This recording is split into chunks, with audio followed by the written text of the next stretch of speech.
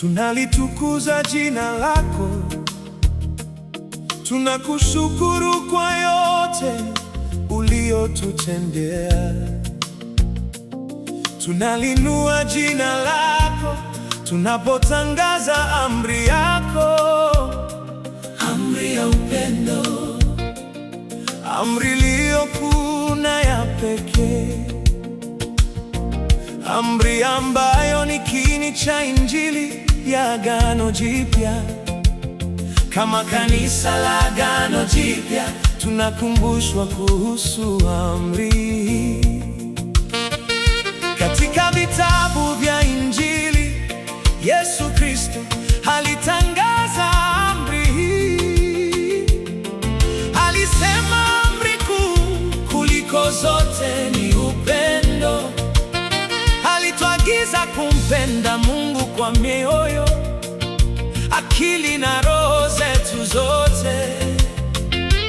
Pia alituamuru kuwapenda jirani zetu kama tunavyojipenda wenyewe.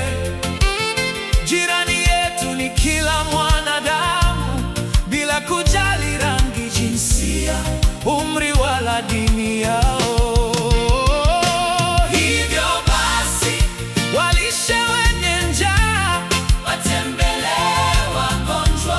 Washirikishe watu wote Injili, usimuumize mtu yeyote, usiseme vibaya kuhusu wengine, na waombe wote.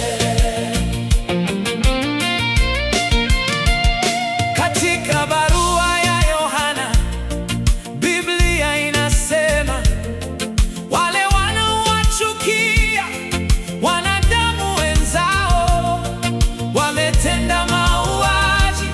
Hivyo ndivyo Injili ya upendo ilivyo na uzito mkubwa.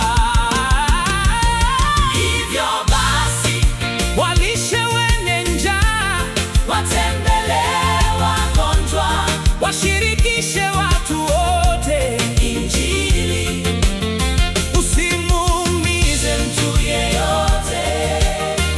Usiseme vibaya kuhusu wengine, na waombe wote.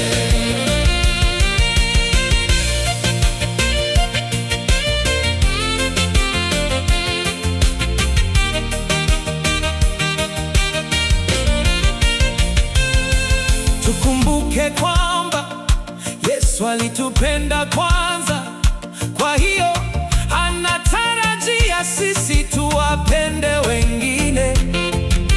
Alituonyesha upendo wa Baba Yahweh aliyetupenda sana, hata akamtuma Yesu afe kwa ajili ya dhambi zetu.